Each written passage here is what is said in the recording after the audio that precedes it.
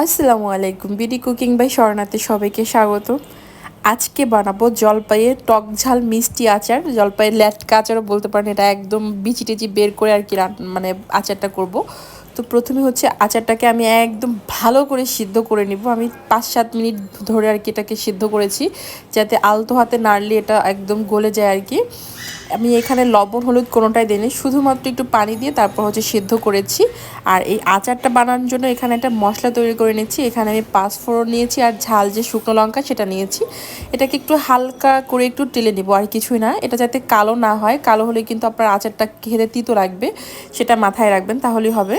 কারণ এরকম ভুল আমি একবার করেছিলাম, এর জন্য আগেই সতর্ক করলাম। আর আচারটা করার জন্য হচ্ছে এখানে আমি খুব সামান্য পরিমাণে একটু সর্ষে তেল দিলাম। এতটুকু সর্ষে তেলে আচারটা করব। তো প্রথমে ফোড়নে হচ্ছে আমি এখানে গরম মশলা দিলাম, তেজপাতা, দারচিনি আর হচ্ছে 2টা এলাচ দিয়েছি। দিয়ে একটু ভালো করে ভেজে এখানে কিছুটা মিডিয়াম সাইজের একটা বড় যে রসুনের কোয়া থাকে সেটা আমি একটু লম্বা লম্বা করে কুচি করে নিয়েছি।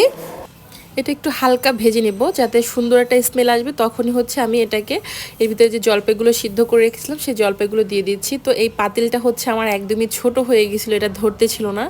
এর জন্য পরে হচ্ছে আমি পাতিলটা চেঞ্জ করে নিয়েছি। আপনারা একটু বড় সড়ো পাতিলে করে রান্না করবেন, ননস্টিক যে বড় প্যানগুলো। কারণ এমনি কড়াইতে রান্না করলে কি হয়, লেগে যাবার সম্ভাবনা থাকে, তাহলে আচারটা থেকে পোড়া পোড়া গন্ধ আসে। তারপর হচ্ছে আমি এখানে স্বাদ মতো লবণ দিয়ে দিলাম, যেহেতু এটা টক, লবণের পরিমাণটা একটু বেশি লাগবে। আর হলুদের গুঁড়ো একটু বেশি করে দিয়েছি, একটু কালারটা যাতে হলুদ হলুদ থাকে এর জন্য আর কি। আপনারা কমিয়েও দিতে পারেন। আর ঝালটা পরিমাণ মতো, যতটা ঝাল পছন্দ করেন। যেহেতু আজকে আচারটা টক ঝাল মিষ্টি 3টা ফ্লেভারই থাকবে, মানে মুখে লাগবে আর কি এরকম। তারপর 1/2 চামচের মতো একটু হলুদের গুঁড়ো দিয়েছি। ব্যাস, আমি এখন সুন্দর করে নেড়ে চেড়ে দেবো। তো দেখতে পাচ্ছেন প্রথম নাড়াতেই হচ্ছে জলপাই পড়ে যাচ্ছে, তো এইভাবে এটা দিয়ে সম্ভব না।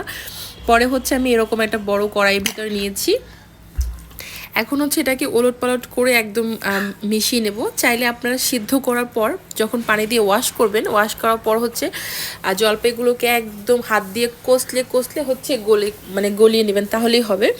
এখন হচ্ছে এখানে চিনির পরিমাণটা আমি কি বলবো, আমি এখানে 2 কেজি জলপাই নিয়েছি। 2 কেজি জলপাইয়ের জন্য যতটুকু দরকার হয় আমি 2বারে চিনি দিয়েছি। এই যে প্রথম একবার দিলাম, পরে হচ্ছে আরও একবার দেয়া লাগছিল, কারণ টকটা যাচ্ছিল না, বেশি টকটা লাগছিল।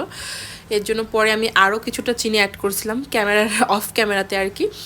তো এই তো সুন্দর করে মিশিয়ে দিয়েছি। এটা মিশানোর 1 থেকে 1.5 মিনিট পরে দেখবেন অনেকটা পরিমাণে পানি ছেড়ে দেয় এই আচার থেকে। এখানে ঘাবড়ানোর কিছু নাই, এই পানিটা দিয়েই হচ্ছে আচারটা একদম ভাজা ভাজা করতে হবে।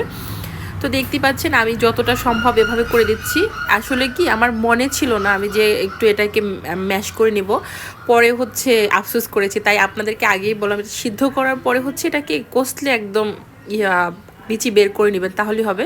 তো পরে হচ্ছে যে পটেটো ম্যাশ করার যে এটা দিয়ে আমি হচ্ছে ভালো করে ম্যাশ করে নিচ্ছি। দেখতে পাচ্ছেন একদম গলে গলে যাচ্ছে। তো এটার থেকে চিনি থেকে কতটা পরিমাণ পানি বের হয়েছে হয়তো বা আপনারা পরিমাণটা দেখেই বুঝতে পারছেন। এখন আর কোনো কিছু করতে হবে না, একটু সময় নিয়ে আপনাদেরকে এটা ভাজা ভাজা করে নিতে হবে। আর যেহেতু সিলভারের যদি বা স্টিলের কড়াইতে রান্না করেন, সেক্ষেত্রে অবশ্যই কিছুক্ষণ পরপর নাড়তে হবে।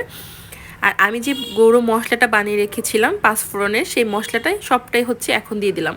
আর এটা থেকে এত সুন্দর একটা স্মেল আসতেছিল, আমি যে কি বলবো। আমার একটা আচারের রেসিপি আপনারা হয়তো অনেক বেশি পছন্দ করেছেন, মাশাল্লাহ, ওটা অনেকগুলো ভিউয়ার্সই হয়েছে।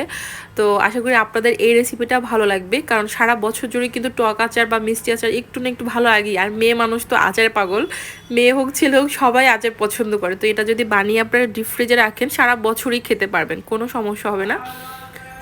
এই তো দেখতেই পাচ্ছেন, এটা 5-7 মিনিট জাল করার পরে হচ্ছে এটার কালারটাই চেঞ্জ হয়ে গেছে। আমি পরে হচ্ছে পাতিলটা চেঞ্জ করে দিয়েছিলাম, কারণ ওই পাতিলটা অনেক বেশি লেগে যাচ্ছিলো, এর জন্য আজকে ননস্টিকে দিয়েছি। আর এটাকে এরকম করে ভাজা করলেই হয়ে যাবে, আর কিছু করতে হবে না আপনাকে। আর আমার আচারটার ভিতরে কিন্তু কোনো প্রকার পানি, চিনির পানি কোনো কিছুই না, একদম শুকিয়ে গেছে।